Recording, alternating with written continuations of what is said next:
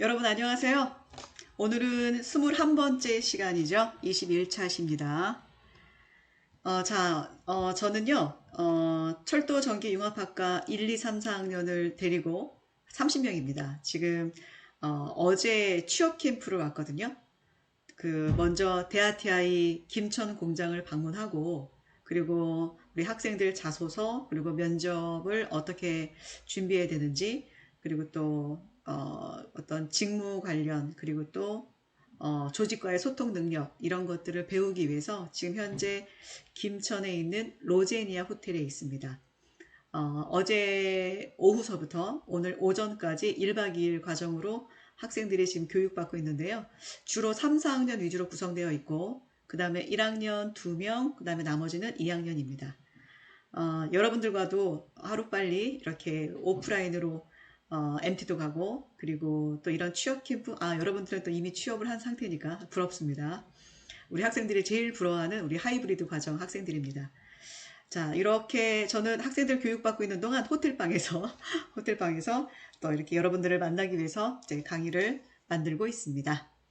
자, 그러면은, 지난 시간에 이어서, 21차 시, 우리, 시행규칙 제47조부터 들어가도록 하겠습니다.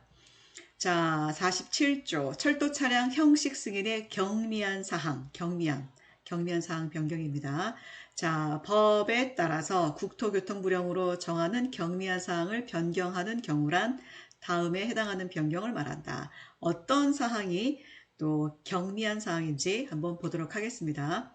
자, 철도 차량의 구조 안전 및 성능에는 영향을 미치하지 아니하는 차체 형상의 변경. 자, 뭐 구조 안전이라든가 뭐 성능에 그닥 영향을 미치지는 않지만 차체를 좀 약간 변경하는 경우는 경미한 변경이니까 굳이 뭐 승인을 받지 않아도 된다. 굳이 뭐 신고를 하지 않아도 된다. 그러나 뭐 여러 서류는 제출하겠죠. 그리고 철도 차량의 안전에 영향을 미치지 아니하는 설비의 변경, 약간의 설비겠죠. 약간의 설비, 절대 안전에는 영향을 끼쳐서는 안 됩니다. 안전에 만약에 영향을 끼친다면 경미한 사항이라고 할 수가 없겠죠. 자, 중량 분포에 영향을 미치지 아니하는 장치 또는 부품의 배치 변경. 자, 이게 참 재밌는데요. 여러분들 KTX가 처음에 운행될 때는 특실에 많은 그 고객들이 이용을 하지 않았었어요. KTX 특실이 조금 요금이 좀 나가잖아요. 그러다 보니까 코레일에서 자, 일반 실은 2x2 두 줄인데요. 특실 같은 경우는 2x1 두 줄, 한 줄이거든요. 그만큼 또 공간도 넓고. 근데 특실이 자꾸 비어가. 지금이야 뭐 특실도 꽉꽉 차서 대부분이 만석인데 초창기 때는 좀 그랬었어요. 그래서 코리일에서 살짝 특실을 2x2 일반실로 그 구조를 조금 변경했던 것 같아요. 그러다 보니까 이거는 단순한 경미한 사항이라 굳이 뭐 승인을 받을 필요가 있냐 이렇게 생각을 했는데 나중에 이제 국토부에 적발이 돼서 엄청난 과징금을 물었던 경우가 있습니다. 자, 중량 분포에 영향을 미치지 아니하는 장치 또는 부품의 배치 변경. 자, 2x1을 2x2로 변경하는 어떤 배치는 중량 분포에 영향을 미치는 그런 사항인 것 같습니다. 자, 사람 한 사람을 기준으로 할 때 이 기준이 75kg이에요. 자, 근데 한 줄을 더 만든다면 한 줄에 한 20명? 20명 정도 되려나? 자, 그 정도면 또 중량에 영향을 끼친다. 이렇게 본 거겠죠. 자, 그 다음에 동일 성능으로 입증할 수 있는 부품의 규격 변경. 동일 성능으로. 그 다음에 그 밖에 철도 차량의 안전 및 성능에 영향을 미치지 아니한다고 국토교통부 장관이 인정하는 사항의 변경. 자, 이런 것들을 경미한 사항의 변경이라고 합니다. 자, 그리고 또 법에 따라서 경미한 사항을 변경하려는 경우에는 요 아래 5가지 서류를 제출해야 되는데 누구한테? 국토교통부 장관한테 제출해야 됩니다. 자, 변경 사항이 있을 때는 3가지 정도였어요. 근데 이런 경미한 사항을 변경할 때 보면은 요 4번, 5번이 추가된 것을 여러분들이 알 수 있을 겁니다. 자, 어떤 서류를 국토교통부 장관한테 제출하느냐. 자, 해당 철도 차량의 철도 차량 형식 승인 증명서. 자, 형식. 그런 어떤 설계도에 관련된 거라고 그랬죠. 형식 승인 증명서를 제출하고, 그리고 해당 이 각 호에 해당함을 증명하는 서류, 그리고 변경 전후의 대비표 및 해설서. 자, 변경 전에는 이렇지만 변경 후에는 이렇게 또 운영이 될 겁니다. 이런 형식으로 진행이 됩니다. 자, 여기까지는 변경 사항이 있을 때의 변경 사항에 대한 승인이었죠. 근데 경미한 사항일 경우에는 요 4번, 5번이 더 추가된다는 거. 변경 후에 주요 재원도 들어가고요. 그리고 철도 차량 기술 기준에 대한 적합성 입증 자료가 반드시 들어가야 됩니다. 왜 4번, 5번에 해당하는 서류까지 더 추가되느냐? 경미한 사항은 그냥 신고만 받고 또 관련 직원들이 이렇게 앉아서 서류를 검토합니다. 직접 현장에 가서 내용을 확인하는 것이 검사를 하는 것이 아니라 그래서 더 많은 서류를 제출하게 되어 있습니다. 국토교통부 장관은 요 이항에 따라 신고를 받은 때에는 각 호의 첨부 서류를 확인한 후 별지 서식에 따라 철도 차량 형식 변경 신고 확인서를 발급해야 됩니다. 철도 차량 형식 변경 신고 확인서를 발급합니다. 자, 시행규칙 48조입니다. 철도 차량 형식 승인 검사의 방법 및 증명서 발급. 자, 운영기간에 또 운영기간. 근데 철도 차량 같은 경우는 대부분 이제 제작사하고 좀 관련이 좀 깊은 내용이겠죠. 자, 철도 차량 형식 승인 검사는 다음 각 호의 구분에 따라 실시한다. 어떻게?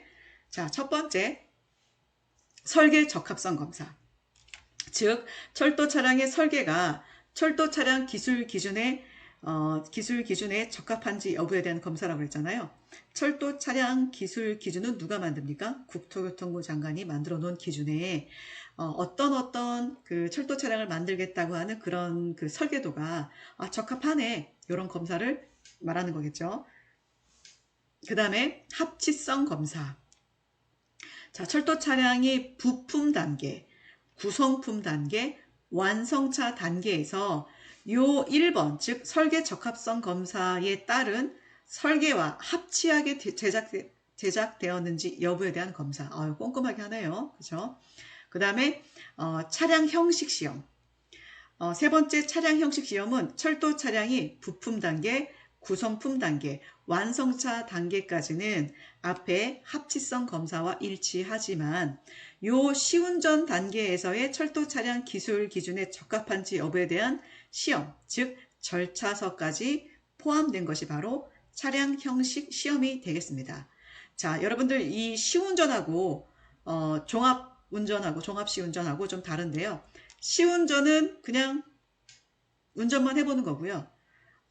종합운전, 종합시운전은 새로운 신선이나 또 연장선이 개통될 때, 그러니까 영업을 앞두고 전반적으로 시설물이라든가 또 영업상에서의 어떤 그 운전 시간이라든가 이런 것들이 영업을 시작을 해도 괜찮은지 최종적으로 점검하는 시험입니다. 그러나 요 시운전만큼은 단순히 잘 그 구동이 되는지 그냥 운전해보는 단계. 자, 그래서 형식 승인 검사에 포함되는 검사는 설계 적합성 검사, 합치성 검사, 차량 형식 시험이 있는데 차량 형식 시험은 합치성 검사에서 플러스 시운전 단계가 더 추가된다. 이렇게 기억하시면 되겠어요. 자, 그런 다음에 국토교통부 장관은 요 1항에 따른 검사 결과 철도 차량 기술 기준에 적합하다고 인정하는 경우에는 별지 28호 서식에 따라 철도 차량 형식 승인 증명서 또는 철도 차량 형식 변경 승인 증명서에 형식 승인 자료집을 첨부해서 신청인에게 발급하여야 된다. 어떤 이렇게 두꺼운 자료집이 있는데 그것까지 이제 첨부해서 자 이제 요런 대로 요 그 자료집대로 잘 진행하세요. 요런 의미인 것 같아요. 자, 그래서 국토교통부 장관이 형식 승인 증명서와 또 형식 변경 승인 증명서에 형식 승인 자료집까지 포함을 시킨다는 거 기억하시고요. 자, 요 항목에 따라 철도 차량 형식 증명서 또는 철도 차량 형식을 변경했을 때 변경 승인 증명서를 발급받은 자가 해당 증명서를 어이구야 잃어버렸거나 허러 못 쓰게 돼서 재발급을 받으려는 경우에는 별지 서식에 따라서 재발급 신청서를 제출할 것이고, 그 다음에 허러 못 쓰게 된 경우는 그 증명서, 허러 못 쓰게 된 경우에만 해당됩니다. 이것을 첨부해서 국토교통부 장관한테 제출합니다. 자, 우리 왜 그 면허증도 허러 못 쓰게 될 경우 또는 분실했을 경우 재신청한다고 했었잖아요. 그때는 아마 어느 정도 비용이 발생했던 것 같은데 여기는 비용이라는 측면은 없네요. 자, 그리고 제1항에 따른 철도 차량 형식 승인 검사에 관한 세부적인 기준 절차 방법은 국토교통부 장관이 정해서 고시한다. 고시한다. 이렇게 되어 있습니다. 자, 이번은 좀 구분을 해볼게요. 자, 이제 시행규칙 제49조. 철도 차량 형식 승인 검사의 면제 절차, 면제. 자, 면제란 말이 들어가면은 대부분 대통령령이라고 했습니다. 면제. 사람에 관련된 거 대통령령. 면제 대통령령. 과징금 대통령령. 그 다음에 어떤 기준, 또 어떤 승인 이런 것도 대통령령. 자, 이 철도안전법은 대통령령과 국토부령을 구분을 해야 되는데 대부분이 국토부령입니다. 근데 대통령령으로 되어 있는 것은 많지 않은데 그렇기 때문에 여러분들은 더 확실하게 기억해 두셔야 됩니다.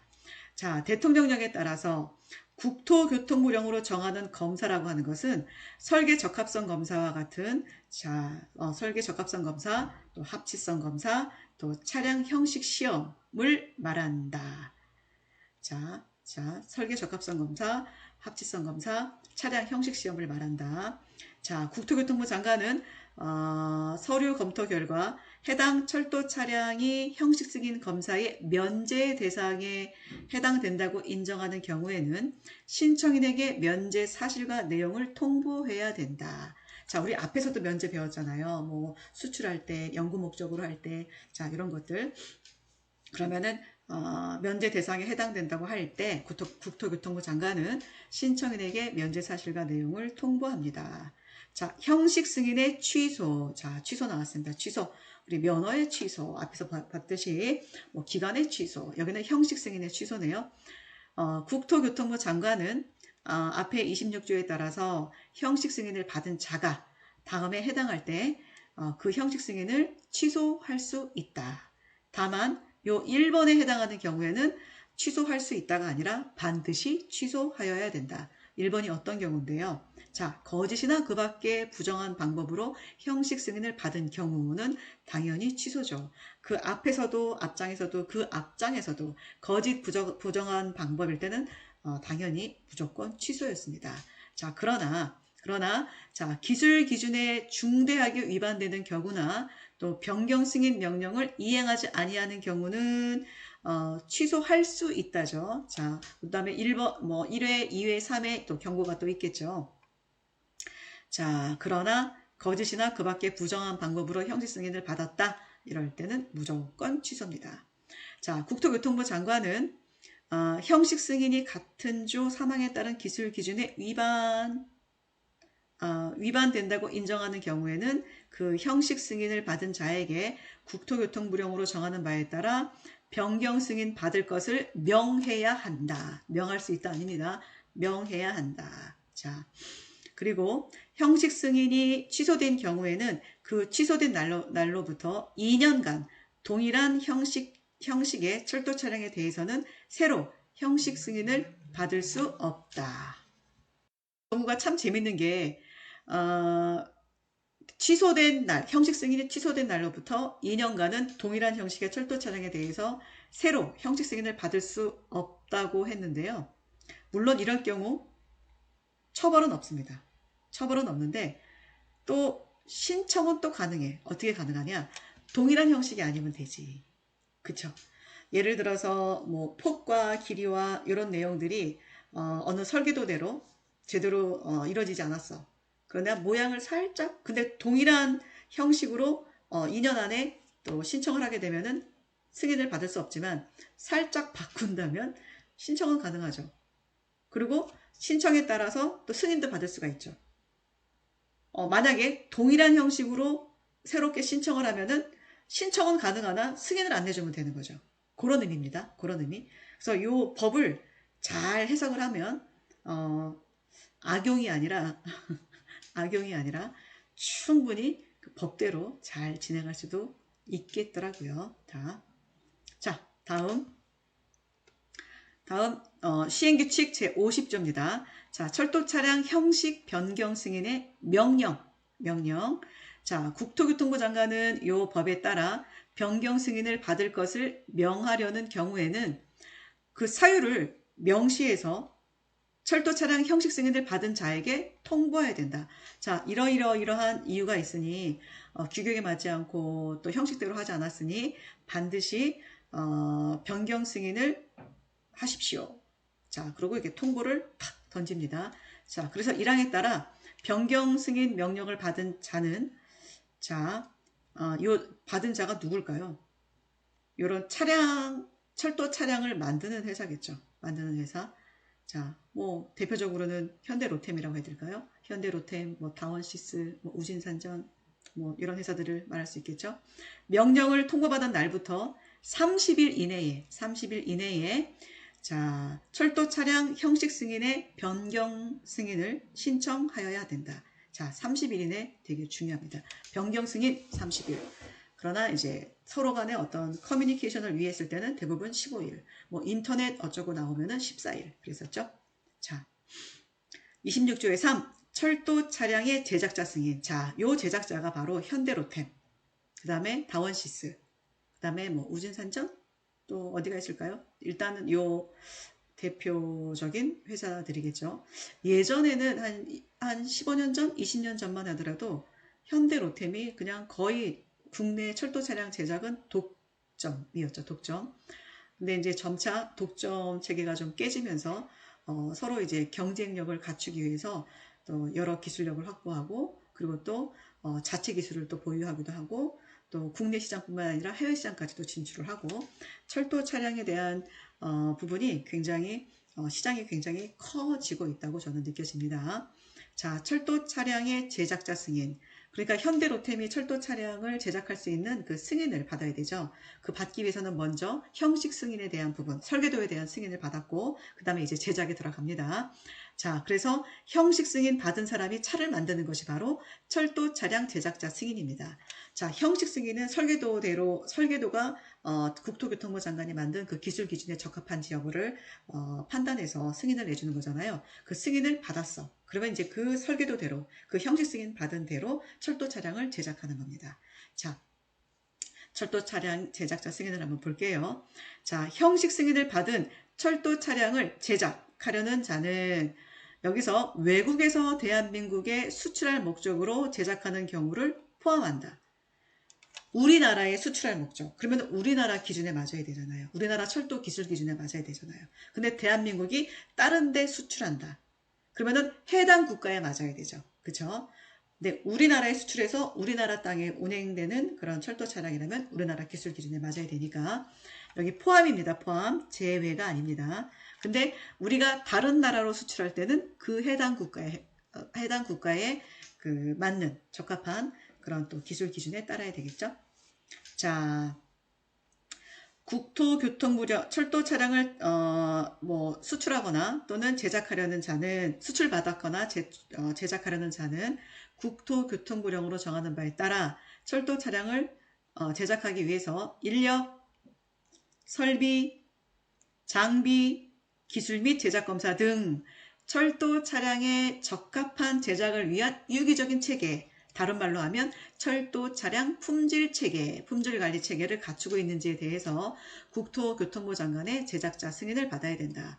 야, 그렇다면 만약에 예를 들어서 로템이라고 한다면, 현대로템이라고 한다면, 자, 전문 인력을 갖추고 있는지, 각종 설비 장비를 갖추고 있는지, 기술력을 가지고 있는지, 제작하고 나서 제작 검사 등을 할 수 있는 그런 여건이 되는지, 이런 것들을 총체적으로 철도 차량 품질 관리 체계라고 부르는데 이런 것들을 갖추고 있는지 국토교통부 장관의 제작자 승인을 받아야 된답니다.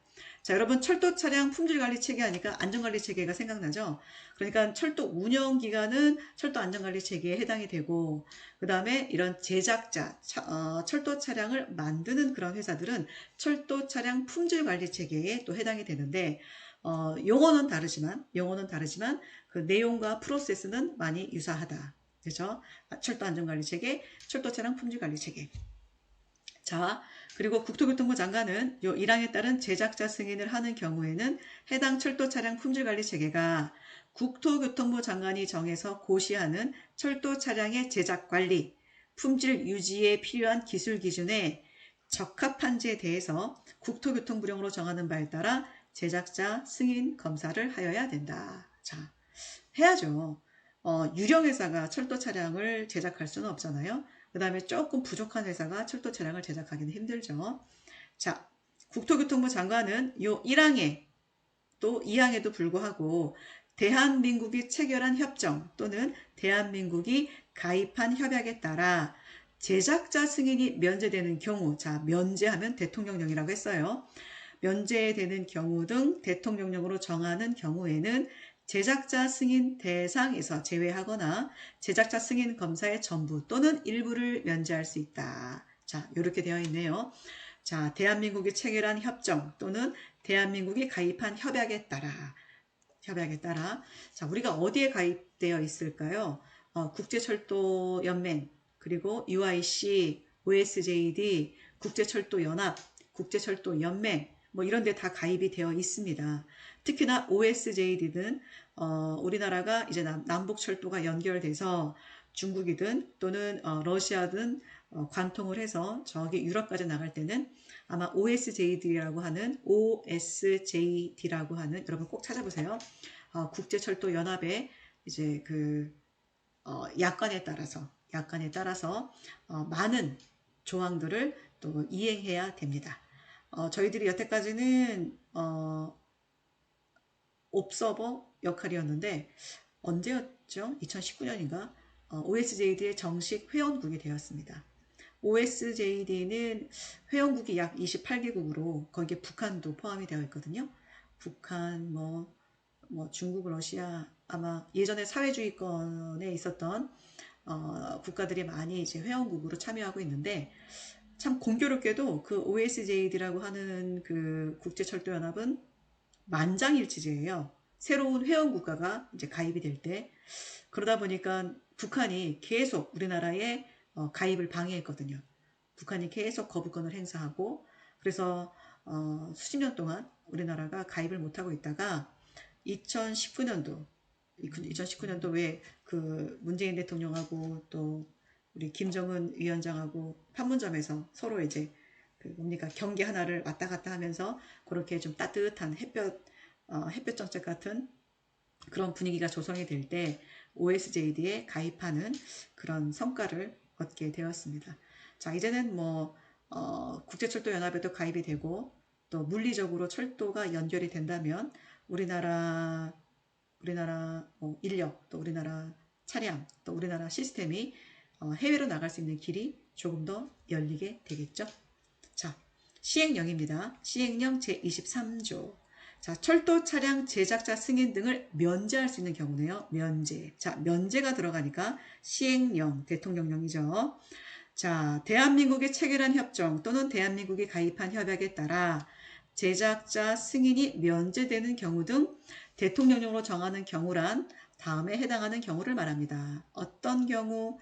대한민국이 체결한 협정 또는 대한민국이 가입한 협약에 따라 제작자 승인이 면제되거나 제작자 승인 검사의 일부 또는 전부가 면제되는 경우를 말합니다.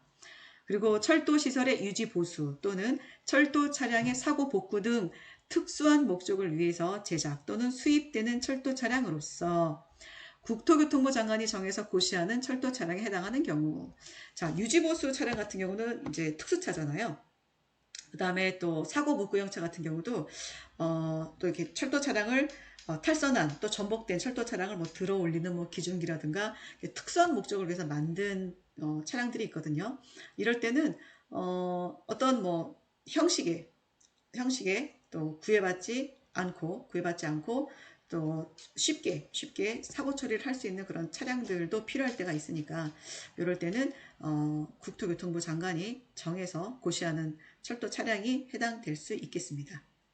자, 그리고 제작자 승인 또는 제작자 승인 검사를 면제할 수 있는 범위는 다음과 같은데, 자, 대한민국이 체결한 협정, 대한민국이 가입한 협약에서 정한 제작자 승인 또는 제작자 승인 검사의 면제 범위가 조금 더 이제 구체적으로 들어가야 되고요. 자, 유지보수, 사고복구 등에 해당하는 경우는 제작자 승인 검사의 전부가 되겠네요. 전부가 해당이 됩니다. 자, 다음에 또 볼까요? 좀 여러 개 있는데, 자, 여기서 제가 이제 그 영상 강의를 여러분들이 좀 지루해할 수 있어서 25분마다 자르고 있는데, 자, 여기서 25분이 되었으니까 여기서 자르고 다시 새롭게 자 22차 시에서 여러분들을 만나도록 하겠습니다. 감사합니다.